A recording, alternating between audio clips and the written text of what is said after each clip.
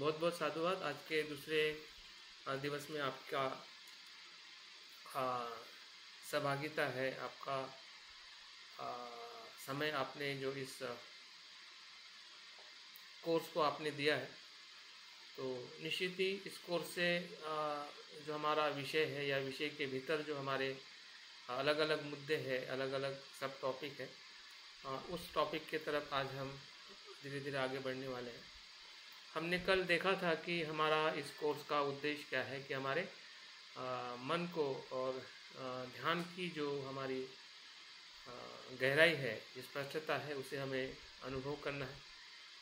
हमारी मानसिक स्वास्थ्य को हमें बेहतर बनाने के लिए या स्वस्थ रहने के लिए हम अपने ध्यान का कैसे ज़्यादा से ज़्यादा उपयोग और उसका परिणाम क्या हो रहा है, उसके परिणाम के तरफ देखने के लिए हम इस अभ्यास का हमें उपयोग होने वाला है। और सिर्फ मानसिक या शारीरिक लाभ या सुख ही नहीं, बल्कि हमें विमुक्ति के सुख की तरफ भी इस ध्यान के अभ्यास से हमें आगे जाना है। तो एक प्रकार से त्रिविध उद्देश्य है। हमें तीनों उद्देश्य को एक ही कार्य से हमें प्राप्त होने वाला है। ध्यान के मनोविज्ञान को जानने से हमें तीनों प्रकार के लाभ मिलने वाले हैं या हम लेने का प्रयास करने वाले हैं, जो हमारा इस कोर्स का महत्वपूर्ण उद्देश्य है।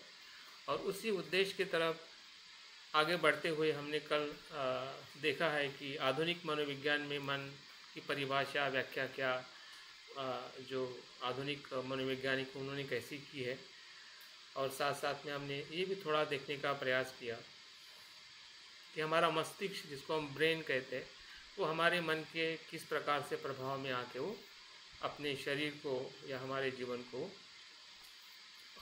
प्रभावित करता है या हमारे कर्मों को निर्धारित करता है। फिर हमारे शारीरिक चलना हो, बोलना हो, सोचना हो, या जो भी हम कर्म करते हैं, जिसको हम कर्म और कर्म का परिणाम कहते हैं, तो उस परिणाम के साथ हमें अपने मस्तिष्क को और मन को देखने का कुछ हमने प्रयास कल के सत्र में किया।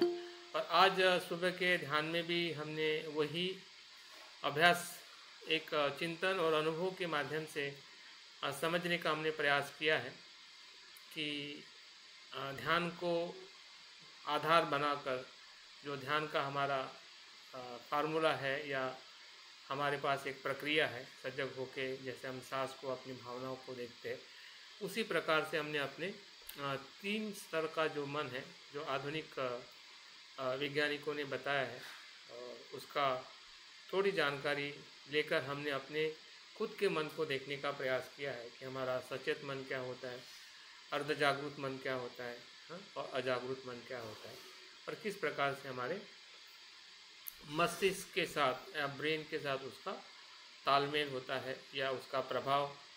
अगर मन को अगर हम समझ रहे हैं तो उसका एक अलग प्रभाव है, अगर मन को नहीं समझ रहे तो उसका एक प्रभाव है।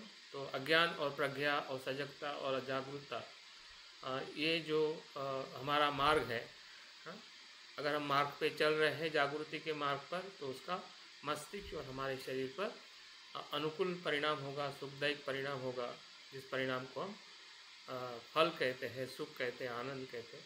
अगर हम जागृति से उसको मन के साथ हम अजागरूक है या जागरूक है, तो दोनों का उस कारण के कारण या कारण के फलस्वरूप उसका परिणाम हमें मिलना है, जिसको हम सुख दुख या सफलता विफलता कहते हैं। तो आज थोड़ा हम और एक विशेष जो हमारा मुद्दा है या जिस मनोविज्ञान की हम बात कर रहे हैं, बौद्ध धर्म ही अपने आप में मनोविज्ञान है। जो आज हम आधुनिक मनोविज्ञान के परिप्रेक्ष्य में जो हमने कल के सत्र में देखा, और आज आधुनिक शिक्षा में ज़्यादा से ज़्यादा मनोविज्ञान के शिक्षा के माध्यम से ही मन को देखा जाता है, समझा जाता है। लेकिन सबसे बड़ा मनोविज्ञान जो है या मनोवैज्ञानिक जो है वो बुद्ध है, या बौद्ध से आई हुई शिक्षा से जो ध्यान है या ध्यान को समझने का या ध्यान के माध्यम से मन को समझने का जो तरीका है, ये बुद्ध ने सबसे पहले हमें सभी मानव जाति के लिए, हर मनुष्य को खुला करके दिया हुआ है। तो आज हम उसी के परिप्रेक्ष्य में हम समझने वाले हैं कि बौद्ध ध्यान का मनोविज्ञान क्या है, जिसमें आज हम ध्यान के भीतर आने वाले जो 5 अंग है, जिसका हम आज से आने वाले 5 दिन तक हम अलग अलग अंगों पे अभ्यास करने वाले हैं। तो आज हम वितर्क जो ध्यान का अंग है, तो उसके बारे में जानकारी या थोड़ा अभ्यास करेंगे, और उसी के आधार पर कल हम सुबह भी ध्यान के माध्यम से वितर्क को जानने का, समझने का प्रयास करेंगे, ताकि हम जब भी हम ध्यान के स्तर में प्रवेश करें तो हमें पता चलना चाहिए कि हमारा वितर्क और उसके बाद में जुड़े हुए जो अन्य जो 4 अंग हैं किस प्रकार से कार्य करते हैं और किस प्रकार से हमें उसका अनुभव होता है। तो आज हम इस विषय को देखते हुए 2 मुख्य इसके उद्देश्य है, उसको हमें सफल बनाना है, या उस उद्देश्य के साथ में हमें आज का अभ्यास करना है, जिसमें पहला जो उद्देश्य है, बौद्ध दर्शन में मनोविज्ञान का स्वरूप क्या है, उसको हमें समझना है। जैसे कि मैंने अभी कहा कि बौद्ध धर्म अपने आप में एक संपूर्ण मनोविज्ञान है। वो संपूर्ण इसलिए है क्योंकि वो संपूर्ण सत्य की बात करता है, या संसार से विमुक्त होने का लक्ष्य धारण करता है, जिसको हम बौद्ध मनोविज्ञान कहते हैं। जबकि बाकी सभी जो विज्ञान जो है या मनोविज्ञान जो है, वो सिर्फ सांसारिक समस्या और सांसारिक समाधान की बात करते हैं कि संसार का जो सांसारिक जो मानसिक विकार है, उसके उपचार के रूप में उसका अभ्यास किया जाता है। जीवन से या दुख से मुक्त होने के लिए या बुद्ध होने के लिए उस उद्देश्य से मनोविज्ञान का अभ्यास नहीं होता है। लेकिन जब हम बौद्ध दर्शन या बौद्ध धर्म में जब हम मनोविज्ञान की बात करते हैं, तो उसके स्वरूप को हम 3 महान व्यक्ति के परिभाषा है, उसके माध्यम से हम समझने वाले हैं कि स्वयं बुद्ध ने मन के बारे में क्या कहा और उसकी परिभाषा क्या की। उसके बाद में जो महान बौद्ध आचार्य होके गए हैं, विशेषता वसुबंधु और नागार्जुन, और उसके बाद हमारे बनते उर्गेन संग्रक्षी जी, वो भी अपने शिक्षा में मन को क्या कहते हैं, ताकि हम एक मनोविज्ञान बौद्ध का या बौद्ध धर्म में मनोविज्ञान का स्वरूप क्या है, उसके बारे में हम समझने का प्रयास करेंगे। दूसरा हमारा उद्देश्य है कि हम ध्यान के मनोविज्ञान में जो 5 ध्यान के अंग है, उसका हम अभ्यास करने वाले हैं, और उसमें से जो वितर्क पहला जो ध्यान का अंग है, उसको हम समझने का और जानने का हम प्रयास करेंगे। इस प्रकार से आज का हमारा जो अभ्यास है जो है, एक प्रकार से हमारी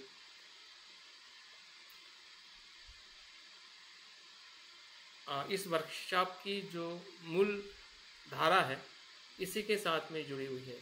कल जो हम देख पा रहे थे, कल के प्रवचन में या कल की देशना में, तो एक प्रकार से एक वो प्रस्तावना थी कि आज के परिप्रेक्ष्य में वर्तमान में मनोविज्ञान किस प्रकार से मन की बात करता है। लेकिन अभी हम सही अर्थ में जो हमारी साधना है, जो हमारा आध्यात्मिक मार्ग है, या जिस मार्ग पर हम चल पड़े हैं, उस मार्ग के आधार पर हमें अपने मन को या बुद्ध की शिक्षाओं में, जिसको हम बौद्ध मनोविज्ञान कहते हैं, उसके बारे में हमें आज जानने का ज़्यादा से ज़्यादा हम प्रयास करेंगे। तो अगर उसका हम अर्थ देखें मनोविज्ञान का, बौद्ध का, तो उसमें 2 बातें आती हैं, मन, चेतना, दुख और मुक्ति का अभ्यास। मनोविज्ञान में, बौद्ध मनोविज्ञान में किसका अभ्यास किया जाता है? मन का अभ्यास किया जाता है, चेतना का अभ्यास किया जाता है, दुख का अभ्यास किया जाता है, और मुक्ति होने का अभ्यास किया जाता है, जिसको हम विमुक्ति कहते हैं, या जिसको हम निर्वाण प्राप्त कहते हैं, करना कहते हैं। दूसरा जो मनोविज्ञान का, जो बौद्ध मनोविज्ञान का अर्थ है, वो है आत्म जागरूकता और मानसिक संतुलन का मार्ग, जिसको हम मध्यम मार्ग कहते हैं। स्व के प्रति सजगता और मध्यम मार्ग का आचरण करना, यही हमारे बौद्ध अर्थ से या बौद्ध परिभाषा से मनोविज्ञान को हम देख सकते हैं। मन की या चित्त की भूमिका जो है, इन तीन बातों से हम देख सकते हैं कि चित्त या मन जो है उसकी भूमिका क्या है, उसका मूल आधार क्या है। तो चित्त का जो हमारा मूल आधार जो है वह है मन के अनुभव को आकार देता है। हमारा चित्त क्या करता है, उस अनुभव को आकार देने का काम करता है। दूसरा, विचार, भावना, स्मृति, ध्यान सब मानसिक प्रक्रिया के साथ में हमारा मन जुड़ा हुआ है। और तीसरा जो उसकी महत्वपूर्ण जो भूमिका है वो है चित्त को शुद्ध करता है और मानसिक संतुलन निर्माण करता है।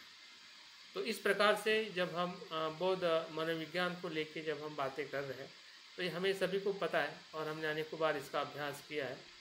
थोड़ा उसको और हम उसके व्याख्या के अर्थ में समझने का हम प्रयास करते हैं कि बौद्ध दर्शन में चित्त एक प्रकार से बहुत ही महत्वपूर्ण और केंद्रवर्ती माना गया है। जैसे कि हमने जो पहले स्लाइड में हमने देखा है, ये मानसिक प्रक्रिया, हमारे अनुभव, व्यवहार, सुख दुख का मूल कारण बुद्ध ने मन को ही जीवन के हर पहलू में सक्रिय, परिवर्तनशील और जागरूकता से प्रशिक्षित होने वाला माना है। बौद्ध परंपरा के आधार पर मन की कुछ व्याख्या यहाँ पे दी गई है। तो ये सभी प्रकार की जो व्याख्या है, अर्थ है, इससे हम मन की जो गहराई है या मन का जो परिवेश है या उसकी जो परिभाषा जो है उसको हम समझ सकते हैं कि बुद्ध या बौद्ध धर्म में मन किसे कहते हैं। मन हमारे विचारों, भावनाओं, इच्छाओं, स्मृति, कल्पना और अनुभव का केंद्र है। जिस मन की हम तलाश कर रहे हैं, मन को जानने का हम प्रयास कर रहे हैं, तो इन सभी अंगों में हम मन को देख सकते हैं। हमारे विचारों में, हमारी भावनाओं में, हमारी इच्छाओं में, हमारी स्मृति में, हमारी कल्पनाओं में और हमारे अनुभव में। यह इंद्रियों से प्राप्त जानकारी को ग्रहण करता है और उसके आधार पर प्रतिक्रिया देता है। जैसे कि हमने आज के मनोविज्ञान के, आधुनिक मनोविज्ञान के व्याख्या में भी हमने इसी बात को देखा है और समझा है। मन स्वयं स्थिर नहीं है, वह क्षण क्षण बदलता रहता है। मन ही दुख, मोह, क्रोध, ईर्ष्या जैसी मानसिक अवस्थाओं का कारण है, लेकिन सही साधना से यही मन करुणा, शांति और प्रज्ञा का स्रोत बन सकता है। मतलब बौद्ध धर्म में दोनों संभावनाएं, नकारात्मक जिसको हम नेगेटिव माइंड या नेगेटिव चित्त कहते हैं, और पॉजिटिव माइंड या पॉजिटिव या सकारात्मक चित्त कहते हैं। तो दोनों जो प्रवृत्ति जो है अपने कारण से वो उत्पन्न होती है और उसी कारण के आधार पर उसका जो परिणाम जो है साधक को या मनुष्य को एक तो दुख देने वाला बनता है या सुख देने वाला बनता है। तो ये हमें सभी अभ्यास में हमने इसको देखा है, समझा है। तो इसके बारे में अगर हम बुद्ध के वचनों में जब हम धम्मपद का पहली जो गाथा का जब हम अभ्यास करते हैं तो उसी का ये सार रूप है कि बुद्ध मन को क्या कहते हैं। मनोपुब्बंगा धम्मा मनोसेट्टा मनोमया, मतलब जितनी भी मानसिक अवस्थाएं हैं, भावनाएं हैं, विचार है, वो मन में ही उत्पन्न होती है।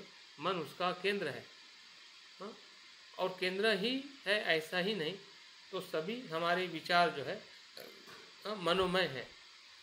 मन के साथ में ही हमारे विचार आगे बढ़ते हैं। मन के आधार पे ही हमारी भावनाएं आगे या उसका व्यवहार होता है। मनोपुंग और वो सभी कर्म का वो केंद्र है। और इसलिए जब हम बुद्ध के अनुभव में जब मन को समझते हैं तो मन अनुभव का केंद्र है, ऐसा हम कह सकते हैं या बुद्ध कहते हैं। वो क्षणिक और परिवर्तनशील है, दुख का वो मूल कारण है और स्मृति और प्रज्ञा से मन की शुद्धिकरण का भी वही कारण है। मतलब एक प्रकार से बुद्ध के परिभाषा में मन ही बंधन है और मन ही विमुक्ति का अनुभव है। अभी उस मन को हम किस प्रकार से उसको समझते हैं और उसको किस प्रकार से उसका रूपांतरण करते, उसके आधार पर वो जो दुख देने वाला मन है, बंधन करने वाला जो मन है, वही मन विमुक्ति के मन की तरफ विकसित होने की पूरी संभावना है, जो बुद्ध ने स्वयं अपने जीवन में उसको प्राप्त किया है और वो बुद्ध बने हैं। और उसी अनुभव के आधार पर जो उन्होंने हमें मार्ग दिखाया है उसी को हम धम्म कहते हैं या बुद्ध की शिक्षा कहते हैं। तो इस प्रकार से हम मन को देख सकते हैं या उसको हमें समझने की ज़रूरत है। अगर हम थोड़ा और आगे आते हैं, बुद्ध के बाद में जब हमारे बौद्ध दर्शन में जो अलग अलग शाखाएं हुई, जिसमें महायान जो दर्शन है उसमें सबसे महत्वपूर्ण जो मन और चित्त का अभ्यास करने वाले जो महान आचार्य होके गए वो वसुबंधु है। उनके भाई असंग और वसुबंधु के दोनों के योगदान से जो जिसको हम विज्ञानवाद है योगाचार परंपरा कहते हैं, इसके वो महान आचार्य है। और वो इसलिए उनका दर्शन का भी नाम विज्ञानवाद और योगाचार इसलिए पड़ा क्योंकि वो विज्ञान मतलब चित्त पे या मन पे ही उसका फोकस है, या मन से ही जुड़ी हुई जो शिक्षाएं जो है उसका वो महत्व देते हैं अपने पूरे दर्शन में या उनके साहित्य में या उनके पूरे जीवन में। तो इस प्रकार से उसका नाम भी विज्ञानवाद या योगाचार के नाम से उसको जाना जाता है। तो वो क्या कहते हैं, अभी कुछ बातें हमें पता है, कुछ बातें अभी हमें अपने जहन में रखनी है, स्मृति में रखनी है कि मन को जिस प्रकार से हम सामान्य तौर पे हम समझते हैं उसकी बहुत सारी बातें हैं जिसके बारे में हम अपरिचित हैं, या उसका हमने परिचय करा के लेना चाहिए, या थोड़ा हमने और समझदार होकर उसके विभिन्न जो पहलू है उसकी जो व्याख्या है उसका जो अलग अलग बौद्ध दार्शनिकों ने जो अभ्यास किया है उनके विचारों के संपर्क में आके उनके अनुभव को भी हमने अपने जीवन के साथ मन को देखने के लिए हमने उसका उपयोग करना चाहिए, ताकि हम मन को और सूक्ष्मता से और गहराई से जब हम ध्यान के भीतर जाते हैं या मन की गहराई में हम जाते हैं तो हमारे मन को समझना और देखना उस समय हमारे लिए बहुत बड़ा चैलेंज होता है, और हम काफ़ी कुछ समय में संभ्रमित रहते हैं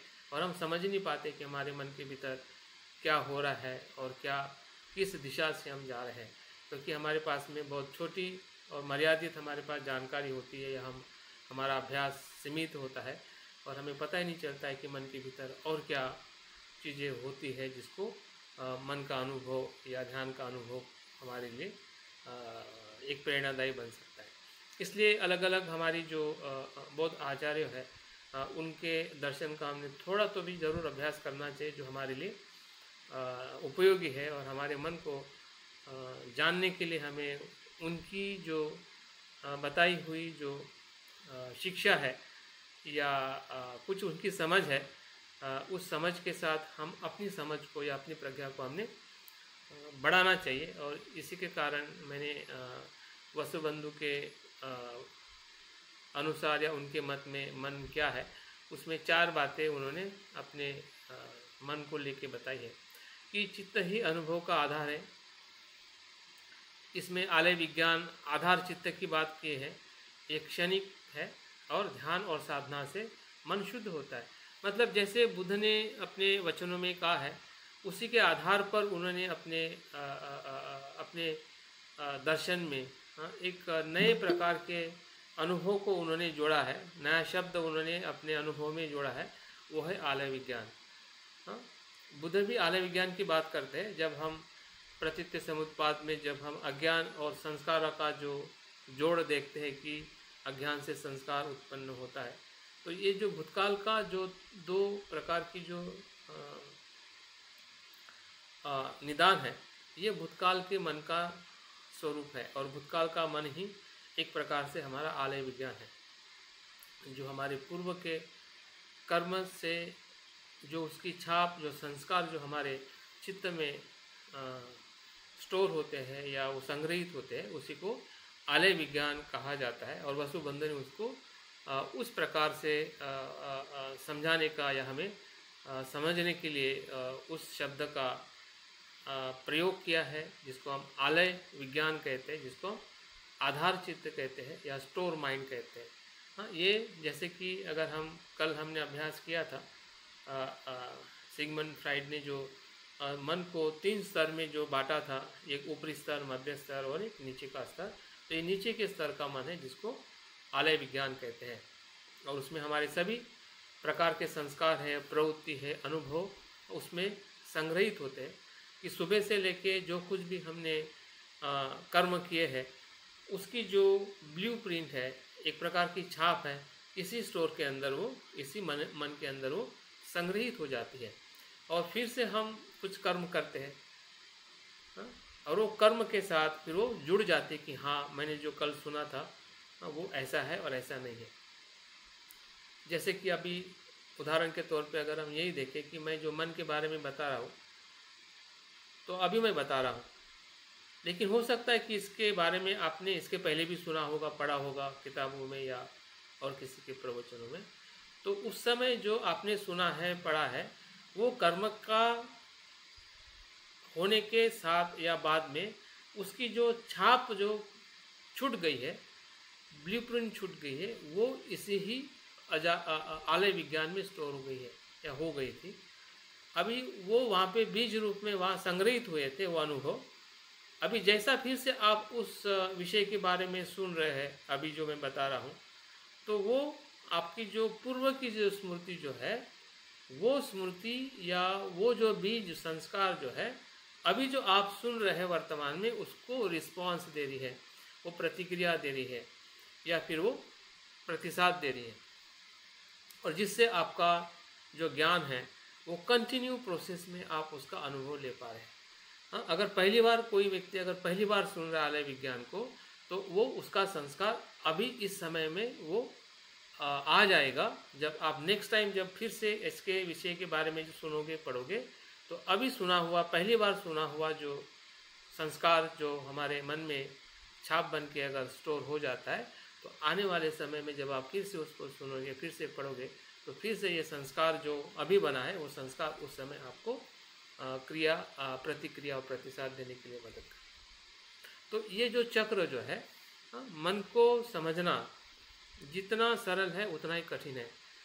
अभी कठिन इसलिए है क्योंकि हम मन को उसको अलग अलग स्तर पर देखने में हम साहस नहीं करते। हमें देखने का, हमें भीतर जाने में हमें डर लगता है, या हम जाना नहीं चाहते हैं, या हमारी कह सकते कि हम समय नहीं दे पा रहे, हमारी कमजोरी है, या हम जो भी हमारा जो वीक पॉइंट है उसके कारण हम मन को जान नहीं पा रहे। अदरवाइज मन हमेशा हमारे साथ में रहता है कि हम हर पल, हर समय, हर जगह पे हम अपने मन को देख सकते हैं।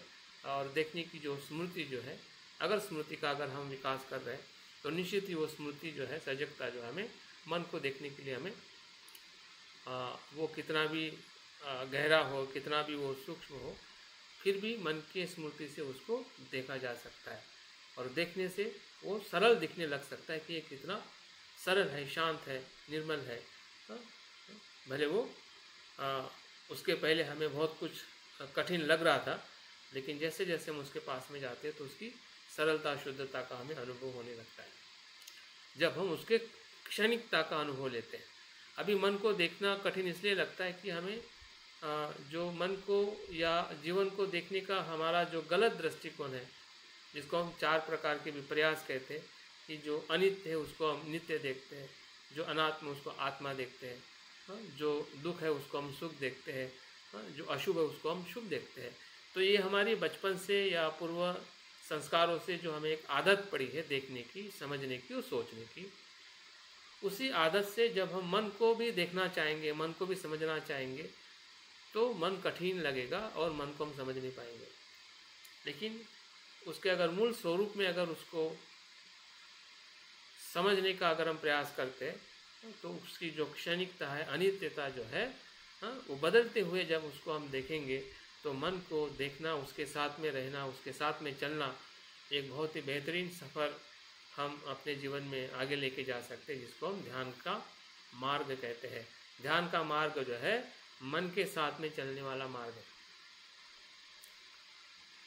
फिर वो मन अकुशल है उसके साथ में भी चलना है, और जो कुशल है उसके साथ में भी चलना है। जैसे जैसे हम अकुशल के साथ में चलेंगे और जैसे जैसे मन का परिवर्तन का जो अनुभव होते रहेगा, तो अकुशल मन छूटते जाएगा, 5 निवरण छूटते जाएंगे, और 5 जो हमारे ध्यान के भीतर आने वाले हमारे मित्र है, या सहयोगी है, जिसको हम सकारात्मक मन की जो अवस्था कहते हैं, जिसको हम 5 ध्यानांग कहते हैं, वो विकसित होकर हमें आगे की तरफ ले जाने के लिए हमें मदद करेंगे।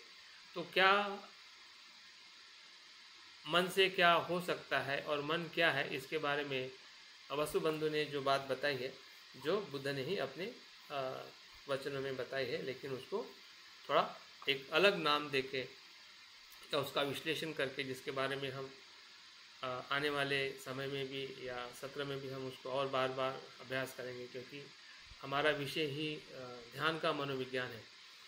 तो जहाँ जहाँ ध्यान आएगा वहाँ वहाँ मन की या चित्त की अलग अलग अवस्था या उसके अनुभव के तौर पे उसको समझने का प्रयास करेंगे। अभी हम सिर्फ उनके अनुभव के या उनके परिभाषा में हमें मन को थोड़ा समझना है कि वो क्या नए शब्दों के साथ में मन की परिभाषा करते हैं।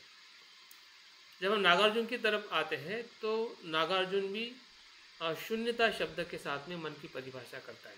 शून्यता का सिद्धांत जो प्रतीत समुत्पाद के आधार पर वो प्रस्तुत करते हैं कि शून्यता का मतलब कुछ भी नहीं है, ऐसा नहीं है।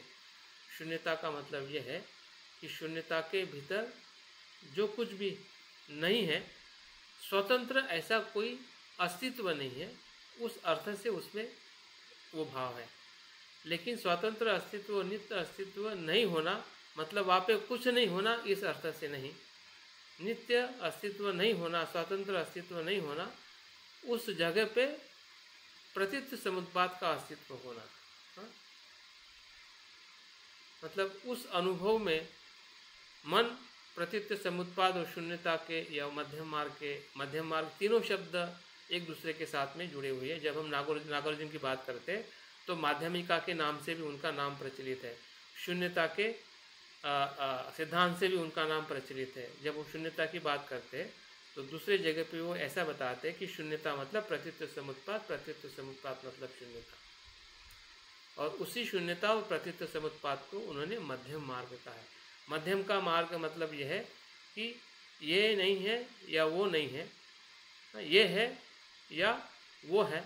इन दोनों द्वंद्व से जब हम अपने विचारों को और हमारे दृष्टि को मुक्त करते तो हमारे पास में जो बचता है वो है मध्यम मार्ग। मध्यम मार्ग का मतलब ये है कि इसका अस्तित्व होना और इसका अस्तित्व नहीं होना दोनों एक दूसरे के आधारित है। जैसे कि संसार का अस्तित्व होना और निर्वाण का अस्तित्व होना, तो संसार में निर्वाण नहीं है, निर्वाण में संसार नहीं है। तो ये द्वंद्व जो है वो द्वंद्व होते हुए भी वो एक दूसरे के साथ में जुड़ा हुआ है। और उस अर्थ से जब हम अपने मन को देखते हैं तो हमारे मन की जो मर्यादा जो है या भय है, वो चिंता है, उससे हम मुक्त हो जाते हैं।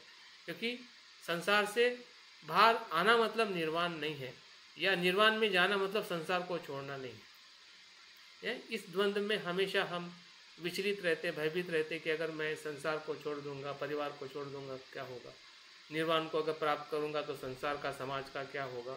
और उसके कारण हम अपने मन के भीतर या हमारे जीवन के गहराई में हम जा नहीं पाते। तो नागार्जुन ने उसका खोज की है कि हमने सही में अपने मन को या हमारे अस्तित्व को कैसे देखना चाहिए, ताकि हम एक संतुलित अवस्था में रहते हुए मध्यम मार्ग के अनुभव में आते हुए कि जो कुछ भी निर्माण हो रहा है वो किसी अकारण से नहीं, वो प्रतीत समुत्पाद से निर्माण हो रहा है। इसका मतलब उस अस्तित्व का स्वयं का स्वतंत्र अस्तित्व नहीं है, इस अर्थ से वो शून्य है। तो मन भी स्वतंत्र अस्तित्व नहीं है, जिसको हम आत्मा या नित्य कहते हैं। मन भी अनेक मानसिक प्रक्रियाओं से बनी हुई अवस्था है, जिसमें वेदना है, संज्ञा है, संस्कार है, बंधन है, मुक्ति है।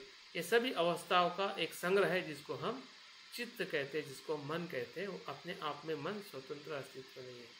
तो इस आधार पे जब मन को जानते हैं तो हमारी जो ध्यान में या ध्यान के बाहर जो हमारी चित्त की अवस्था है उसको हम सही तरीके से समझ सकते। और मुझे ऐसा लगता है, शायद आपको भी इस बात का अनुभव हुआ होगा कि जीवन या आध्यात्मिक जीवन इसी के आधार पर आगे जा सकता है कि इसको हम मन को समझने के आधार पर ही आगे जा सकता है। मन का विकास या मन का परिवर्तन या मन की शुद्धि या विमुक्ति, यही हमारी साधना, ध्यान, आचरण या बौद्ध होने का या सुखी होने का सबसे बड़ा अगर कोई केंद्र बिंदु है तो मन की शुद्धि और विमुक्ति की अवस्था है। तो सब कुछ करते हुए, सब कुछ जीवन का आनंद लेते हुए हम परम आनंद को कैसे प्राप्त करें? मतलब हमारे जीवन के आनंद को हमें छोड़ना नहीं है, जीवन की आसक्ति को छोड़ना है, आनंद को नहीं छोड़ना है।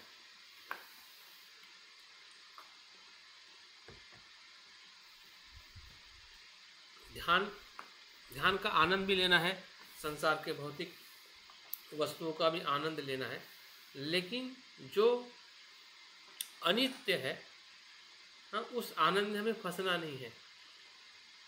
हमें परम आनंद की तरफ जाने का मार्ग हमें आगे बढ़ाना है, यही मध्यम मार्ग है। और उसका तुलनात्मक अध्ययन भी यहाँ पे बताया गया है कि बुद्ध, वसुबंधु और नागार्जुन के विचारों से मन का महत्व स्वरूप क्या है, स्थायित्व क्या है, दुख का कारण क्या है, समाधान क्या है और साधना का लक्ष्य क्या है। इससे हमें थोड़े कुछ शब्द जो है अलग अलग सुनने को, पढ़ने को मिलते हैं। बुद्ध के समय हमें आलय विज्ञान या फिर शून्यता शब्द इतना प्रचलित नहीं था, जबकि बाद में हमें विज्ञानवाद और माध्यमिक या महायान परंपरा में हमें सुनने को या पढ़ने को मिलता है। तो हमें शब्दों के संभ्रम में नहीं पढ़ते हुए हमें तीनों शब्दों को या तीनों जो सोचने वाली, जो मन को बताने वाला जो दर्शन है, बुद्ध से आया, फिर बाद में नागार्जुन तक, और आज हम अगर भंते संग ऋषि जी की बात करते तो उन्होंने भी मन के ऊपर बहुत बड़ी खोज की है। प्रतिक्रियात्मक और सृजनात्मक मन, सापेक्ष निरपेक्ष मन का जो उन्होंने अवलोकन किया है कि मन किस प्रकार से व्यक्ति का और वैश्विक मन का जो स्वभाव स्वरूप क्या होता है, जिसके कारण हम अपने व्यक्तिगत मन को हम वैश्विक मन में कैसे रूपांतरित कर सकते, जब हम अपने मन की कृति में प्रतिक्रिया को कम करते हैं और प्रतिसाद से हम आगे जाते हैं। तो प्रतिसाद मतलब एक प्रकार से जागरूक मन के प्रक्रिया में जब हम आते हैं, हम जागृति के संपर्क में आते हैं, तब हमारी प्रतिक्रिया धीरे धीरे कम होती है और व्यक्तिगत मन से हम एक वैश्विक मन में परिवर्तित होने की जो अनुभूति जो है, जो हमारा मर्यादित मन है, वो विशाल या अमर्यादित मन में जब एक रूप होने लगता है, तब जाके हम परम चित्त को, या जो परम चित्त है, जो निरपेक्ष है, एक ही चित्त है, उस चित्त में हमने प्रवेश करना चाहिए। और उसकी शुरुआत श्रोतापन्न से होते हुए अनंत तक, बुद्धत्व तक जाती है। तो एक प्रकार से जो भी दर्शन, जो भी अभ्यास हमने मन के बारे में किया है या जाना है, उसका एक प्रकार से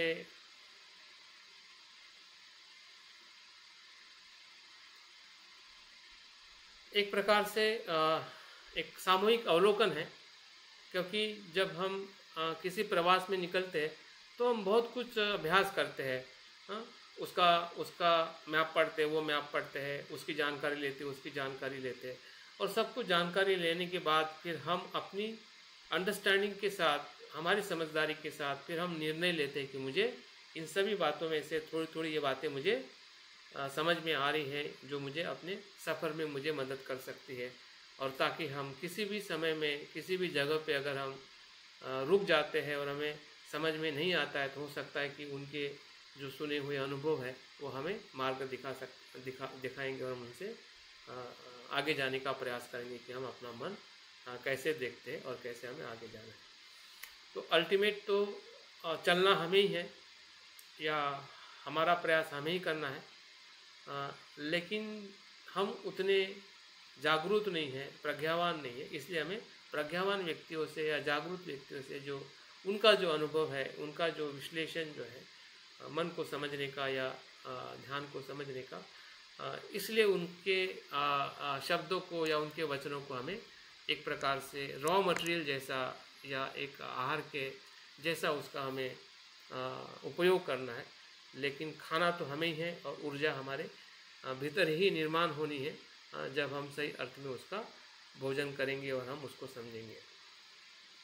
थोड़ी कुछ बातें हम अभिधम्म के आधार पर भी थोड़ी हम बात करते हैं, ताकि हमारी जो सोच जो है बौद्ध मनोविज्ञान को लेके एक संपूर्ण हो सके।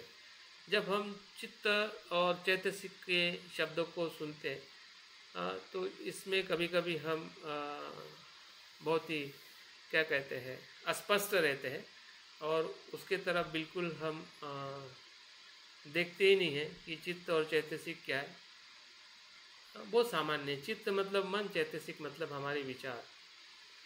जो भी विचार आते हैं वो हमेशा चित्त में उत्पन्न होते हैं और हमेशा चित्त होता है, इसलिए वो चैतसिक या विचार हमारे मन में आते हैं। एक अर्थ से अभिधम्म में कहा जाता है जहाँ जहाँ चैतसिक होते हैं वहाँ वहाँ चित्त होता है, जहाँ जहाँ चित्त होता है वहाँ वहाँ चैतसिक होते हैं।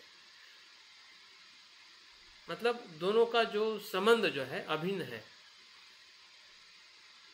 फिर वो चित्त हमारा कामलोक का चित्त हो, जब हम अभी रूप चित्त की हम बात करने वाले हैं जिसको हम ध्यान का चित्त कहते हैं। अरूप चित्त हो, जब हम रूप ध्यान के ऊपर आते हैं तो अरूप चित्त निर्माण होता है। फिर अरूप चित्त से लेके फिर हम लोकोत्तर चित्त में प्रवेश करते हैं जिसे हम श्रोतापन्न से लेके अनंत का चित्त कहते हैं। तो चित्त का जो गुण है वही चैत्य धर्म है, चैतसिक है। और चैतसिक का मुझे लगता है कि पिछले बार हमने अभिधम्म का भी थोड़ा अभ्यास किया है, उसमें बहुत डिटेल्स में हमने थोड़ा पढ़ा था। लेकिन अभी सिर्फ हमें अपने ध्यान के लिए या ध्यान को समझने के लिए हमें बौद्ध मनोविज्ञान के आधार पर चित्त और चैतसिक क्या है उसके कुछ बातें मैंने यहाँ पे बताई है। कि चित्त का अर्थ जो है मन या मानसिक अवस्था, जो हमने पहले ही बार बार वो रिपीट हो रहा है, लेकिन उसका अनुभव भी वही है। चित्त की विशेषता है, क्षणिक होता है, अस्थायी होता है। सुख दुख और राग द्वेष जैसे मानसिक अवस्थाओं के साथ में उसका हमें अनुभव होता है। चित्त की भूमिका के अर्थ में अनुभव का निर्माण करता है, भावनाओं को प्रतिक्रिया देता है, निर्णय लेने की प्रतिक्रिया ध्यान और जागरूकता का आधार है। तो हमारी व्याख्या हो, विशेषता हो या भूमिका हो, इन सभी अर्थ के साथ चित्तों को हमें समझने का प्रयास करना चाहिए। ये मुद्दे मैंने यहाँ पे इसलिए दिए हैं कि जब हम चिंतन करते हैं कि मन क्या है, चित्त क्या है, तो हमारे पास में प्रश्न ही नहीं होते। अगर हमारे पास प्रश्न ही नहीं होंगे तो आप चिंतन कैसे करोगे? सबसे बड़ा हमारा सवाल यही है कि हम चिंतन तो करना चाहते हैं, लेकिन चिंतन कैसे किया जाता है? तो जब तक हम उस विषय के साथ 5 या 6 सवाल जब तक खड़े नहीं करते हैं, तब तक चिंतन के लिए हमारा मन तैयार नहीं होता है। आपके पास में अगर 1-2 ही सवाल रहेंगे कि हाँ मन क्या है, मन ऐसा होता है, बस, तो मन को आप उतना ही जानोगे। जितना आप सवाल पूछोगे उतना ही आप मन को जानोगे। जितना आप ज़्यादा सवाल पूछोगे उतना आप गहराई में मन को जानोगे। और इसलिए हम उसके गुण, विशेषता, उसका कार्य, उसकी भूमिका, उसके प्रकार, उसके गुण, उसकी सकारात्मकता, उसकी नकारात्मकता, तो इन अनेक पहलुओं से जब हम मन को प्रश्न करके जब चिंतन करते हैं, तब हमें कहीं ना कहीं अनुभव के मार्ग की तरफ जाने के लिए हमारा मन तैयार होता है। क्योंकि चिंतन एक प्रकार से स्पष्ट विचार है। भंते कहते हैं कि जब तक हमारे मन में स्पष्टता, विचारों में स्पष्टता नहीं होती है, तब तक हमारी भावनाएं जो है उसके साथ में एक रूप नहीं हो पाती है। अगर हमारी भावनाएं अगर एक रूप नहीं हो रही है, उसका कारण हमारे विचारों की अस्पष्टता है या भटकाव है, या ऐसा कह सकते हैं जब हम विचारों को लेकर जब बात करेंगे तब उसमें बहुत सारे तरीके से उसका मैंने अभ्यास या अध्ययन हम करने वाले हैं। लेकिन अभी हमें इतना ही देखना है कि चित्त और चैतसिक जो है ये हमारे मन को, मन की परिभाषा का एक प्रकार से संपूर्ण दर्शन है, या क्या कहते हैं कि बौद्ध मनोविज्ञान का आधार ही चित्त और चैतसिक है। चैतसिक को जैसे मैंने पहले ही बताया कि चित्त के साथ उत्पन्न होता है मानसिक अवस्था और मानसिक कारक, ये मानसिक प्रवृत्तियाँ है जो चित्त की प्रक्रिया को प्रभावित करती है। चैतसिक चित्त के साथ साथ उत्पन्न होता है और उसी के आधार पर हमें अनुभव का आकार होता है। चित्त की विशेषता बताई हुई है, चित्त के साथ कार्य करता है, मानसिक प्रक्रिया को नियंत्रित करता है, भावना, ध्यान, स्मृति, इच्छा आदि रूप में प्रकट होता है। और वही संतुलन असंतुलन का कारण भी हमारे चैतसिक होते हैं, जिसको हम कुशल चैतसिक कहते हैं, अकुशल चैतसिक कहते हैं। जब कुशल चैतसिक हमारे मन में उत्पन्न होता है तो हम संतुलित, समाधान और हम शांत अवस्था में रहते हैं। जब अकुशल चैतसिक हमारे मन में उत्पन्न होते हैं, जिसमें राग द्वेष मूल के कारण जो उत्पन्न होने वाले, तो हम असंतुलित हो जाते हैं, हम जीवन में दुखी रहते हैं। तो ये सभी बातें जो है निश्चित ही हमारे मन को समझने के लिए बहुत ही महत्वपूर्ण है। इसमें मैंने चार्ट के माध्यम से भी इसमें कुछ बातें आपको या हमें समझने के लिए मदद कर सकती है कि चित्त और चैतसिक का संबंध क्या है।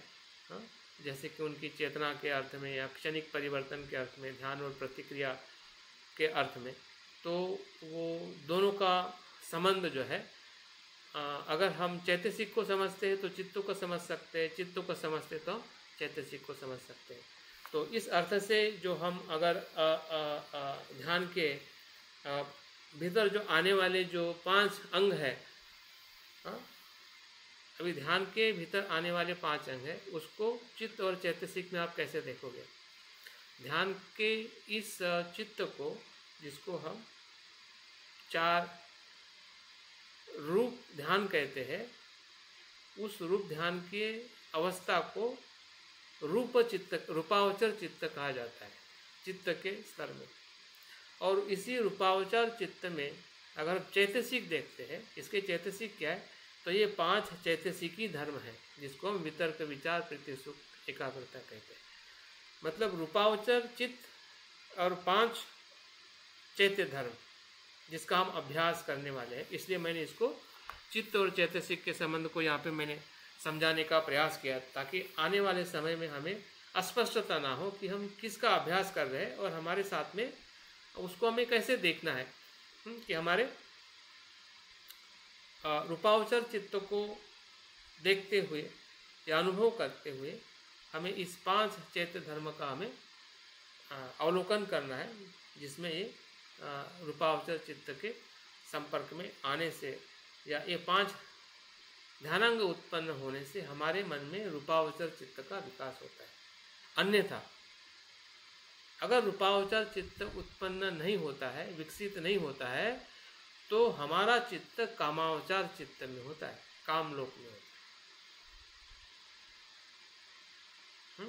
अगर ये 5 ध्यान के अंग हमारे आचरण में, फिर वो ध्यान करते समय हो, अभ्यास करते समय हो या कुछ भी करते समय हो, अगर ये 5 ध्यानांग उत्पन्न नहीं होते हैं, फिर भी हमारे से कुछ कुशल कर्म हम करते हैं, तो उस कुशल कर्म के चित्त को कामावचार कुशल चित्त कहते हैं, है ना? क्या कहते हैं? कामावचार कुशल चित्त। जब ये 5 ध्यानांग उस चित्त में नहीं होते हैं, लेकिन जैसे ही ये 5 अंग जिस चित्त में उत्पन्न होते हैं, जिसको हम रूपावचर चित्त की अवस्था कहते हैं, तो हमें उसका अभ्यास ध्यान के भीतर या ध्यान को समझने के लिए हमें लेना है। और इसलिए इसको कुछ बातों को समझने के लिए मैंने इसका जैसे कि इसमें मैंने चित्त के जो स्तर बताए वो यही है, जिसका हम आने वाले अभ्यास में उसको और गहराई से हम देखने वाले हैं। क्योंकि जो इंद्रिय चित्त जो है, इंद्रियजन्य चित्त है, मनोचित्त है, मनोवैज्ञानिक चित्त है, आलय विज्ञान है, जो इस चित्त के 4 स्तर में जो 8 प्रकार के जो विज्ञान हैं, जिसको हम 5 प्रकार के शरीर के विज्ञान हैं, आँख, कान, नाक, जीभ, त्वचा, ये 5 विज्ञान शरीर के। 6वां विज्ञान मनोविज्ञान है। 7वां विज्ञान जो है क्लिष्ट मनोविज्ञान है, जो हमें अहंकार और आत्मभाव को विकसित करता है। और जो 8वां जो विज्ञान है आलय विज्ञान है। तो इन 8 विज्ञानों को चित्त के 4 स्तर में उसको विभाजित किया जाता है, जिसमें इंद्रियजन्य चित्त में हमारे 5 इंद्रिय है, मन चित्त में हमारा मनोविज्ञान है, और मन विज्ञापक चित्त में हमारा क्लिष्ट मनोविज्ञान है, और जो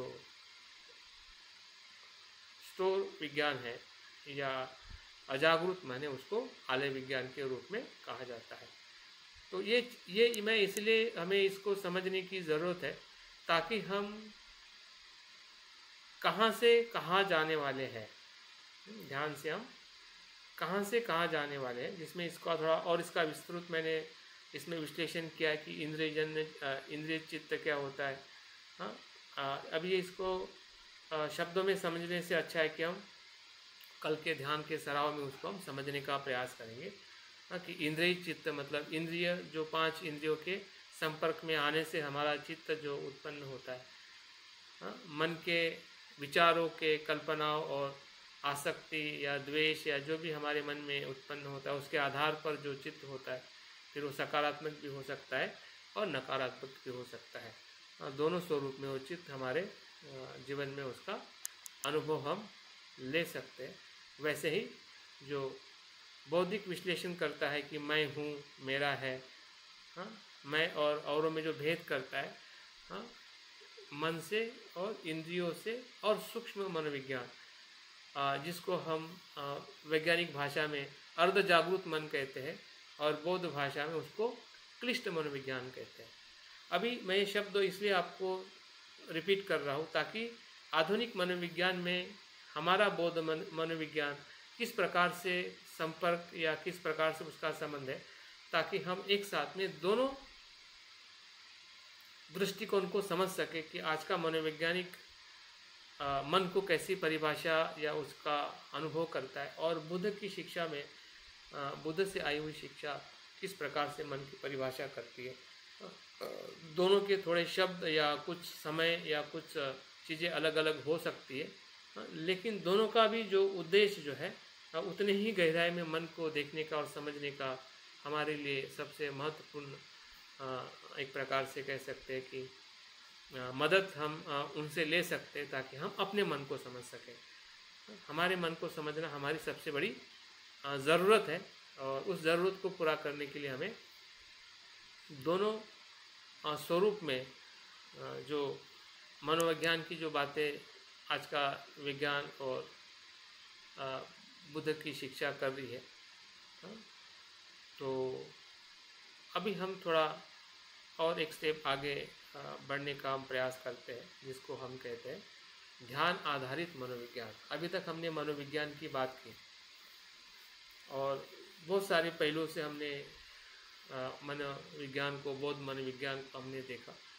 अभी हम थोड़ा अपने ध्यान के मनोविज्ञान के भीतर क्या होता है उसके तरफ हम जाने का प्रयास करेंगे और हमारा मेन जो इस पूरे कोर्स का जो उद्देश्य है या लक्ष्य है, यही विषय है कि ध्यान आधारित हमारा मन या मन आधारित हमारा ध्यान कैसे होता है और कैसे उसको हम आगे आने वाले दिनों में शाम के समय जब हम अभ्यास करेंगे तब भी हम एक एक मुद्दों को, एक एक मन की अवस्था को जो ध्यान में आने वाली उसको हम देखने वाले हैं और साथ साथ में सुबह के ध्यान की अवस्था में भी हम उसको चिंतन और अनुभव के स्तर पे उसका हम अभ्यास करने वाले हैं। यहाँ पे जो व्याख्या बताई है ध्यान आधारित मनोविज्ञान मतलब यह है कि मन की स्पष्टता जिसमें भावनात्मक संतुलन और मानसिक स्वास्थ्य को बढ़ाने में ध्यान की भूमिका का अध्ययन करना है। यह प्राचीन आध्यात्मिक परंपराओं से प्रेरित है जिसमें मानसिक शांति, आत्म जागरूकता और सकारात्मक सोच विकसित करने का मार्ग प्रदान किया गया। अगर इसका हम इतिहास देखें कि इसका इतिहास जो है ध्यान आधारित मनोविज्ञान का इतिहास बौद्ध परंपरा से ही शुरुआत हुआ है या श्रमण परंपरा से इसका उद्भव हुआ है, जिसमें बौद्ध परंपरा में बुद्ध के शिक्षाओं में हमें माइंडफुलनेस, इसको हम स्मृति का सराव या विपස්සना का ध्यान साधना या 40 प्रकार के जो कर्मठान हैं जिसमें 4 प्रकार का ब्रह्म विहार है, हाँ, मंत्र है, योग है, हाँ, या उसके बाद में भी जो भी संदर्शन साधनाएं हो या फिर ऊर्जा केंद्र को विकसित करने वाली साधना हो, ये सभी बौद्ध धर्म से आते आते हमें महायान, वज्रयान, तंत्रयान या इन सभी यानों में उसका विस्तार होते हुए हमें दिखाई देता है। तो एक प्रकार से ध्यान का दूसरा अर्थ ही है मन को विकसित करना या मन को बुद्ध बनाना। और बुद्ध बनाने की प्रक्रिया में जो उसकी शुरुआत जो है वो शुद्धिकरण से होती है। जो शुद्धिकरण हम जागृति के माध्यम से हम करते हुए हम अपने मन को विमुक्त अवस्था में ले जाने का प्रयास करते हैं। तो ध्यान के मुख्य जो सिद्धांत है या तत्व जो है स्मृति का अभ्यास करना, जिसका हम अभ्यास आनापान सती और रोज के जीवन में हम स्मृति का अभ्यास करते हैं। अविचलित जागरूकता, जिसको नॉन जजमेंटल अवेयरनेस कहते हैं, कि हमें ऐसे पूर्वग्रह से रहित हमें अपनी जागृति को विकास करना है। और दूसरा है फोकस अटेंशन, एकरूपता, जो बनते ने अपने सिस्टम ऑफ प्रैक्टिस में बताई है कि एकरूपता एक प्रकार से नैसर्गिक एकरूपता जो हम सांस को या आनापान सती को करते हुए हम अपने जीवन में काया वाचा और एक प्रकार से भूतकाल और भविष्य से हम धीरे धीरे छूटते हुए वर्तमान में जब हम एकरूप होते हैं, वही एकाग्रता है। और उसकी अनुभूति जब हम ध्यान के भीतर अभ्यास करते हैं तो उसका हमें अनुभव होने लगता है, जहाँ से हमारा आगे का मार्ग प्रशस्त होता है, जिसको हम ध्यान का या ध्यान के विकास का मार्ग हम कहते हैं। और ध्यान के मनोविज्ञान में 5 बातें मुख्यतः से आती है, जिसको हम 5 ध्यानांग कहते हैं। उसका मैंने चार्ट यहाँ पे दिया हुआ है, और इस चार्ट का ही हमें आने वाले दिनों में एक एक अंग का, एक एक फैक्टर का, एक एक ध्यान के अनुभव का हम अभ्यास और चिंतन और उसको समझने का हम प्रयास करने वाले हैं, जिसको वितर्क कहते हैं। विचार, प्रीति, सुख और एकाग्रता। अर्थ के माध्यम से अगर हम थोड़ा समझे तो वितर्क एक प्रकार से ध्यान की शुरुआत है, प्रारंभ है। विचार एक प्रकार से ध्यान में आने वाली स्थिरता है, और प्रीति जो है उत्साह और आनंद है, और सुख जो है मानसिक और शारीरिक शांति है, और एकाग्रता मन की स्थिरता है। अभी इसके बारे में मुझे लगता है कि आप में से किसने नहीं सुना है या नहीं जाना है, ऐसा कोई व्यक्ति है यहाँ पे जिन्होंने पहली बार इस बात को सुन रहे हैं, पढ़ रहे हैं, या अपना हैंड राइज कर सकते ताकि मुझे पता चले कि आप पहली बार इस 5 अंगों के बारे में आप सुन रहे हैं या अभ्यास कर रहे हैं। मतलब सभी ने सुना है, सभी ने, ऐसा कोई नहीं है। हैंड राइज जो आपके पास हैंड जो है उसको आप क्लिक कर सकते हैं ताकि मुझे पता चले कि आपको पता नहीं है, मतलब सभी को पता है।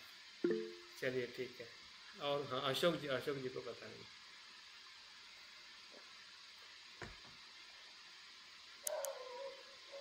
चलिए, अशोक जी को पता नहीं है तो पहली बार ये 5 अंगों के बारे में अभ्यास कर रहे हैं, तो आप ज़रूर इसको जो ये नोट्स में आपको भेजूंगा, तो कल आप इसको फिर से अच्छी तरह से समझिए, पढ़िए और समझने का प्रयास करें, क्योंकि आने वाले दिनों में हम इसी के ऊपर अधिक अभ्यास करने वाले हैं। और जितनी जानकारी मैं आपको बता के या कुछ नोट्स लेके मैं आपको भेजने वाला हूँ, तो आपको ज़रूर समझने में मदद हो सकती है। इसी 5, जैसे कि मैं शुरुआत में ही कहा कि इसी को ही ध्यान की अवस्था कहते हैं। इसी को 5 अंगों से ही हमारा रूपावचर जो चित्त जो है उस अवस्था में हम प्रवेश करते हैं। तो उस अर्थ से भी उसको देखा जाता है कि प्रथम ध्यान, द्वितीय ध्यान, तृतीय ध्यान और चतुर्थ ध्यान। बुद्ध ने इसी चतुर्थ ध्यान के भीतर जाके अरूप लोक के अवस्था से वो निर्वाण के मार्ग पे आगे बढ़े हैं, लोकोत्तर चित्त को उन्होंने अनुभव किया है। तो हर जो बौद्ध है, हर जो साधक है, जो निर्वाण या परम सुख को प्राप्त करना चाहता है, उन हर एक मनुष्य को इस ध्यान की 4 अवस्था से पसार होना ही होना है। तो ये हमारे लिए कितने महत्व का है और कितना हम उसको अच्छी तरह से समझने की ज़रूरत है, हमारे जानकारी में भी और साथ साथ में हमारे चिंतन और अनुभव के स्तर पे भी, ताकि हम उसको सहजता से जब भी हमें ऐसे कुछ अनुभव होते हैं उसको हम समझ सके और आगे की तरफ हम जा सके। और सबसे महत्वपूर्ण जो बात है जो हमें इस अभ्यास में और एक बात समझनी है, वो है कि दोनों जो न्यूरन है जिसको हम मन के या ध्यान के अवरोध कहते हैं, और मन में उत्पन्न होने वाले 5 ध्यानांग है, इसका बहुत आपस का विरोधात्मक संबंध है, सकारात्मक और नकारात्मक संबंध है। जब न्यूरन रहते हैं तब ये ध्यानांग सुप्त रहते हैं, जब ये ध्यानांग ऊपर आते हैं तो न्यूरन शांत हो जाते हैं। तो एक प्रकार से न्यूरन हमारा नकारात्मक मन है, अकुशल मन है, जिसको हम कामलोक में ले जाने वाला है, और जो 5 अंग जो है वो हमें कामलोक से रूप लोक में ले जाने वाले हैं। तो उस अर्थ से भी इसका जो संबंध जो है सकारात्मक और नकारात्मक, कि कौन सा अंग किस नकारात्मक मानसिक अवस्था को शांत करता है, जब हम आगे वाले ध्यान के इसमें जाएंगे तब उसका हम और थोड़ा उसको विस्तार से देखेंगे। लेकिन यहाँ पे चार्ट रूप में हमें समझने की ज़रूरत है कि इसका कौन से न्यूरन के साथ कौन सा ध्यानांग का संबंध है। जैसे कि कामचंद का प्रीति और सुख के साथ संबंध है। जैसे हम प्रीति सुख में प्रवेश करते हैं तो काम अपने आप में शांत हो जाता है। अगर हमारे ध्यान में कामचंद आता होगा, हम आता ही है जब भी हम ध्यान में बैठते हैं, तो समझ जाइए कि हमें ध्यान के प्रति आनंद नहीं है, आनंद उत्साह हमारे मन में कम है, तभी कामचंद आता है। आप जान लीजिए, आप उसको अवलोकन करिए। जैसे आप ध्यान में बैठते और कामचंद आ जाता है, इसका मतलब ध्यान में हमें उत्साह नहीं है। जैसे ध्यान में उत्साह आने लगता है, प्रीति आनंद आने लगती है, तो अपने आप कामचंद आके चला जाता है। वैसे ही व्यापार, जिसको हम द्वेष कहते हैं, वो सुख और करुणा के साथ जुड़ा हुआ है। मतलब ध्यान के भीतर जो हमें सुख मिल रहा है, वैसे ही सुख मिलने से ध्यान के भीतर वैसे ही हमारा द्वेष जो है धीरे धीरे शांत हो जाता है। 3 मिनट जिसको हम आलस कहते हैं, तो वो तब शांत होता है कि जब वितर्क और विचार जो है वो हमारे ध्यान में निर्माण होते हैं। अगर विषय के प्रति हमारा वितर्क और विचार अगर कमज़ोर है, जिस विषय की तरफ हम ध्यान देना चाहते हैं उसके प्रति हमें कुछ भी पता नहीं है, ऐसे ही हम उसके पीछे लगे पड़े हुए हैं, और कैसे मन उसको देख रहा है नहीं देख रहा है, समझ रहा है नहीं समझ रहा है, कुछ भी हमारे पास में उसके प्रति सजगता नहीं होती है, तो हमारा मन आलस होने के साथ साथ शरीर में भी आलस आने लगता है, और हमें पता ही नहीं चलता कि आलस क्यों आ रहा है। उद्युक्त कुकुच जिसे हम चंचलता और उसका चिंता कहते हैं, वो एकाग्रता के साथ में जुड़ा हुआ है। जब तक मन एकाग्र नहीं होगा तब तक मन चंचल रहेगा। विचिकित्सा जो है हमारे विचार और एकाग्रता के साथ में जुड़ी हुई है। तो ये सभी जो ध्यान के अंग है, एक प्रकार से हमारे सकारात्मक या कुशल मन की वो चैतसिक अवस्था है, जो हमें रूप लोक में ले जाने के लिए मदद करती है। 5 न्यूरन जो है वो हमें काम लोक में ले जाने के लिए और काम लोक में से और नीचे ले जाने के लिए हमारा मन उसमें काम करता है। तो इस प्रकार से जो हम अभ्यास करने वाले हैं, तो इस 5 अंगों के माध्यम से हमें ध्यान की अवस्था को भी देखना है।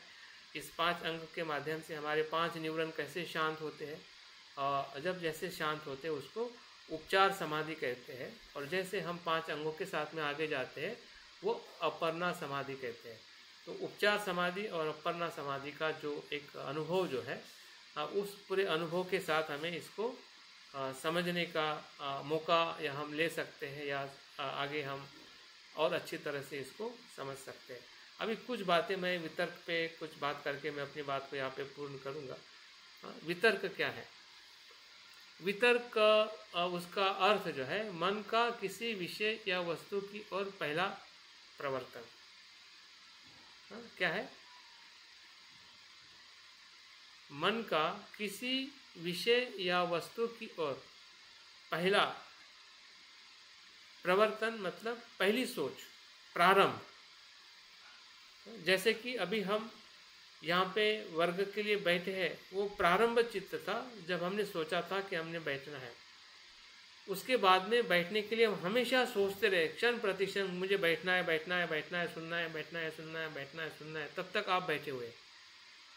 क्योंकि वो जो पहला जो विचार जो है वो वितर्क है, और उस वितर्क के विचार के साथ आप निरंतर बने रहे, आखिरी समय तक आप बने रहोगे। इसका मतलब आप उस वितर्क से जो शुरुआत किया था वो आपका उस कार्य के साथ में विचार बन गया।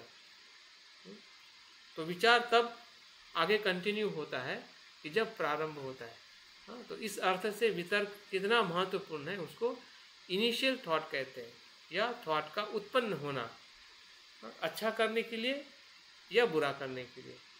उसमें दोनों इंटेंशन हो सकते हैं, सकारात्मक और नकारात्मक। तो वही हमारा प्रारंभ है। उस प्रारंभ को हम कल के ध्यान में देखने वाले हैं कि सही में हमारा वितर्क किस प्रकार से, कहाँ किस तरीके से उसको हमें समझना है। उसका लक्षण जो है मन की किसी धम्म विषय पर टिकाना। यहाँ पे और एक लक्षण के बारे में ध्यान रखिए, क्योंकि इसी के आधार पर हम कल का ध्यान करने वाले हैं। लक्षण क्या है वितर्क का? जो भी हम काम करते हैं, जो भी विषय है, या धम्म के अर्थ में हम विचार कह सकते हैं, विचार और विषय, उस पर टिकाना, वो उसका लक्षण है। और कैसे टिकाना, कैसे टिकता है, उसका हम ध्यान के भीतर उसका अभ्यास करेंगे। तीसरा जो उसका कार्य जो है, चित्त को विषय से जोड़ना और ध्यान की शुरुआत होना, ध्यान की शुरुआत करना। विषय के साथ चित्त को जोड़ने का काम करता है वितर्क, और शुरुआत कराता है। अगर शुरुआत सही हो रही है और नहीं हो रही है, इसके आधार पर ही विचार परिबल या सक्षम होता है, जिसको हम सस्टेन थॉट कहते हैं। अगर वितर्क में जितने हम कमज़ोर हैं, उतने ही हमारे विचार भी कमज़ोर होंगे, और विचार कमज़ोर रहेगा तो प्रीति सुख एकाग्रता का भी हमें अनुभव नहीं होगा। इसलिए वितर्क पे हमें बहुत ही अच्छी तरह से स्पष्टता होनी है, ताकि हमारा विचार उस विषय के साथ में निरंतर बना रहे, जब तक हम उस विषय के साथ में रहना चाहते हैं। फिर वो आधा घंटा हो, 15 मिनट हो, फिर वो अपना पढ़ाई करना हो, या कुछ सुनना हो, या कुछ ध्यान करना हो, कुछ भी हो सकता है, कुछ भी काम हो सकता है, कुछ भी कार्य हो सकता है। तो वितर्क के साथ में जो हमारा अस्पष्टता है, या उसके प्रति हम इतने सजग नहीं है, क्योंकि वो बहुत फास्ट आके चला जाता है। उसका जो प्रारंभ होने का और समझने का जो एक तालमेल जो है, उसमें हम इतने जागरूक नहीं होते हैं, या उसको हम समझने की कोशिश ही नहीं करते कि वहाँ पे भी कुछ हो रहा है। उसके बाद का चीज़ हमें समझने का हम प्रयास करते हैं, लेकिन पहला प्रारंभ कहाँ से हुआ है, कैसे जुड़ा है, कैसे जुड़ता है, क्या क्या होता है कि जब जुड़ता है और उसको हम समझते हैं तो क्या होता है, ये सभी बातों का हम उसमें अभ्यास करेंगे। और उसको समझाने के लिए एक उपमा बताई है कि जैसे कि चक्की का पार्ट जब पहली बार चलता है तो प्रथम धक्का है, इनिशियल ट्रस्ट, वितर्क के समान है। और एक बुद्ध घोष ने उसको बहुत अच्छा उदाहरण दिया है कि जैसे कि हम कोई साइकिल चलाते हैं, तो साइकिल चलाने का मतलब जब साइकिल को आप हैंडल को पकड़ते हैं वो वितर्क है, और जब आप उसको पेडल लगाते हैं वो विचार है। और एक उदाहरण बताया है महिलाओं को या हम सभी को याद रखने जैसा है कि जैसे कि आप बर्तन साफ करते हैं, तो एक हाथ से जब बर्तन को पकड़ते हैं वो वितर्क, कितना महत्वपूर्ण है वितर्क, लेकिन हमें पता ही नहीं चलता कि वितर्क क्या है। अगर आप बर्तन को सही तरीके से पकड़ोगे नहीं तो आप उसको घिसोगे कैसे? घिसना हमें पता है कि हम घिस रहे, उसको साफ कर रहे हैं, लेकिन उसको एक हाथ से पकड़े हुए उधर हमारा बिल्कुल ध्यान नहीं है।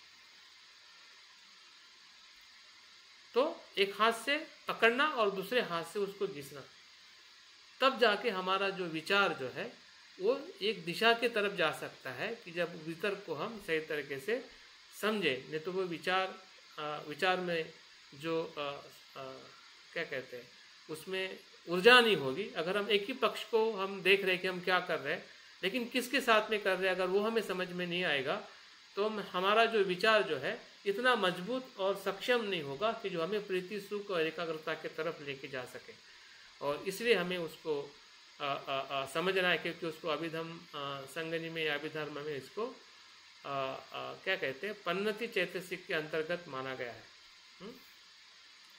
तो इस प्रकार से चित्त की जो अनुभूति जो है या मन की जो अनुभूति जो है वो हमें वितर्क से मिलती है, और उसका जो विश्लेषण मनोवैज्ञानिक क्षेत्र में भी उसका बहुत इम्पोर्टेंट दृष्टि है कि मनोवैज्ञानिक तौर पे उसको कैसा देखा जाता है कि इसको सामान्य अर्थ में विचार करना कहते हैं। मन को किसी वस्तु की ओर ले जाना, मन का आरंभिक संकल्प करना।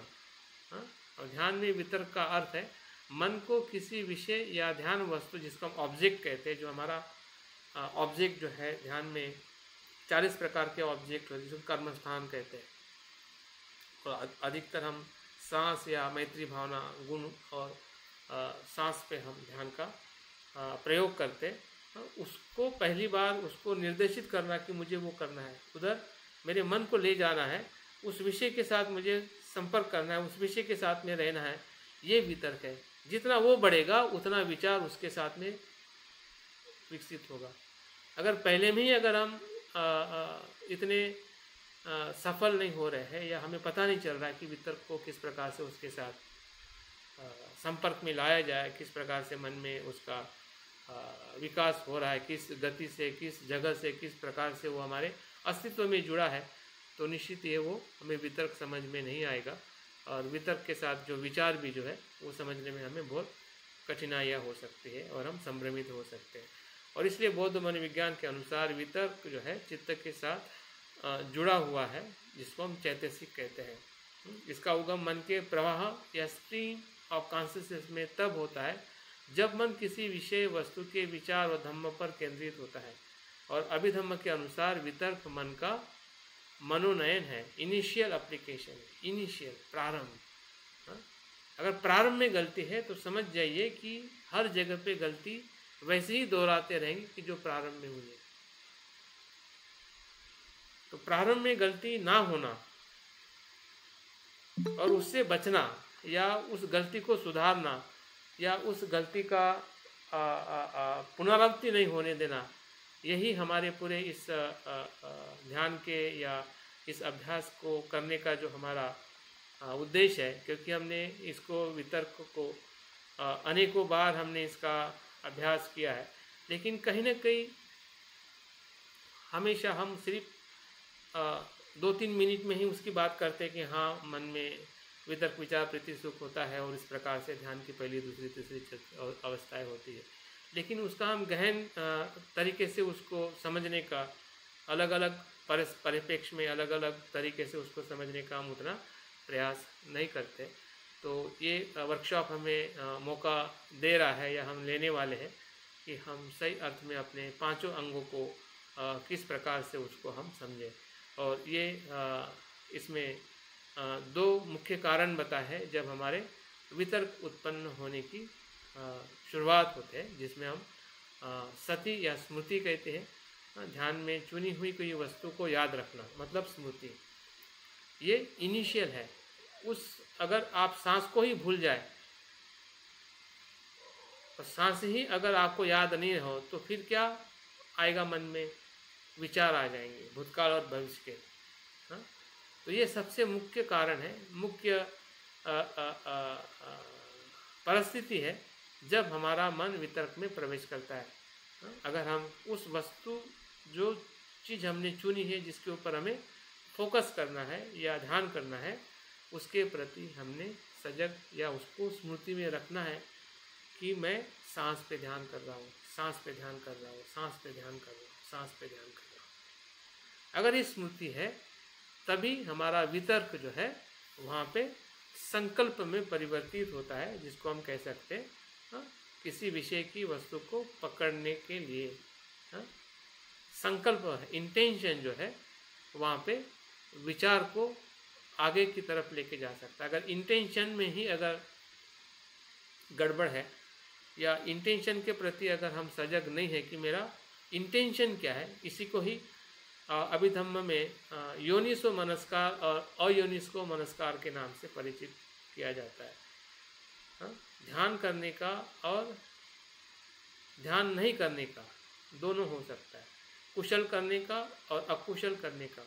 जब अकुशल करने का मन होता है तो अयोनिसो मनस्कार निर्माण होता है। हाँ?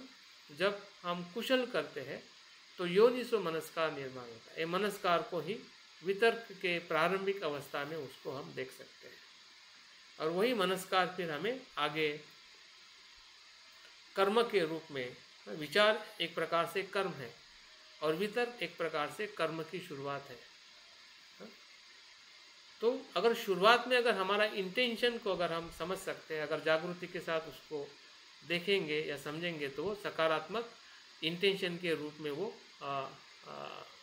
निर्माण होगा, और उसी के साथ हमारा जो कर्म होगा, फिर ध्यान होगा, तो निश्चित ही वो ध्यान के उस अवस्था में हमें लेके जा सकता है, जिसको हम पहले अवस्था का ध्यान कहते हैं, या ध्यान की पहली अवस्था कहते हैं, जहाँ पे वितर्क, विचार, प्रीति, सुख और एकाग्रता पांचों अंग निर्माण होते हैं, और हम उसके साथ में ध्यान का अनुभव लेते हैं। वितर्क मन की एक सक्रिय चेष्टा है, जिसमें मन किसी विषय से जुड़ता है, जैसे कि श्वास के माध्यम से हम उन को देख सकते हैं कि हम श्वास पर ध्यान करते हैं तो वितर्क मन को बार बार सांस की ओर ले जाता है। वितर्क क्या करता है? बार बार, एक बार नहीं, बार बार, वही वितर्क का काम है। बार बार सांस की तरफ जाएगा, बार बार जो विषय हम अभ्यास कर रहे हैं उस विषय की तरफ जाता है, उसी को वितर्क कहते हैं। जब हम किसी समस्या के बारे में सोचते हैं तो वितर्क उस विषय को मन में लाता है और टिकाता है। अभिधम्म में कहा गया कि वितर्क प्रथम चित्त कर्म है जो मन को ध्यान वस्तु की ओर मोड़ता है, और यही प्रथम ध्यान के 5 अंगों में से एक महत्वपूर्ण अंग है, क्योंकि इसी अंग के आधार पर बाकी सभी अंग धीरे धीरे विकसित होने लगते हैं और हम ध्यान की पहली अवस्था में पहुंचते हैं, जिसको हम रूप चित्त की ध्यान की पहली अवस्था कहते हैं, या उसका हमें अनुभव होने लगता है। बस आखिरी मुद्दा है, और इस प्रकार से अगर हम देखा जाए कि जो कुछ भी हम इसमें जानने वाले हैं या समझने वाले हैं, तो एक प्रकार से हम अपने मन को, जो मन का मनोविज्ञान है, ध्यान का मनोविज्ञान है, उसको हमें सही तरीके से अपने जीवन में इस वितर्क के अनुभव के आधार पर, या मन के अलग अलग जो व्याख्या है, मन का जो स्वरूप है, उसके आधार पर हमें अपने जीवन में उसका महत्व को ध्यान में रखते हुए अगर हम उसका अभ्यास करते हैं, तो निश्चित ही है कि जो चीज़ें हम अभी तक करते आ रहे हैं, और कुछ न कुछ जो हमें लाभ मिलना चाहिए और नहीं मिल पा रहा है, या हम जो लाभ लेना चाहते हैं वो लाभ अगर हमें नहीं मिल रहा है, उसका कारण ही यह है कि हमारे पास में मूल्यवान धर्म है, रत्न है, लेकिन उसका इस्तेमाल कैसे किया जाए, इस्तेमाल करने की जो प्रक्रिया है, हमारा ज्ञान है, उसमें कहीं न कहीं हमारे तरफ से कमी है। बुद्ध से आई हुई शिक्षा में कुछ भी कमी नहीं है, हमारे बौद्ध आचार्यों ने जो बताया है उसमें कुछ भी कमी नहीं है। कमी हम में है कि हम उस बात को, उस प्रक्रिया में आके देखने का हमारा जो प्रयास है वो कमज़ोर है, और उस प्रयास को सक्षम बनाने के लिए ही ये अभ्यास, मुझे लगता है कि हम सभी को, सिर्फ आपको ही नहीं, मुझे भी मदद करेगा, और मैं भी अपने मन को और गहराई से देखने के लिए इसका मैं आपके साथ में मिलके अभ्यास करूँगा, अनुभव लूँगा। इसके साथ मैं अपनी बात को पूर्ण करता हूँ। बहुत बहुत साधुवाद। जो बातें मैंने बताई हैं, इसी के आधार पर कल हम सुबह के सत्र में हम ध्यान का अभ्यास करने वाले हैं। वितर्क को उसके अलग अलग पहलुओं से समझने वाले हैं, देखने वाले हैं कि हमारा वितर्क कैसे और कैसे उसका अनुभव हमारे ध्यान के अनुभव के भीतर हम ले पाते हैं। तो सभी को बहुत सारी शुभकामनाएं। मैं अपनी बातें आपको पूर्ण करता हूँ। जय भीम, जय भीम।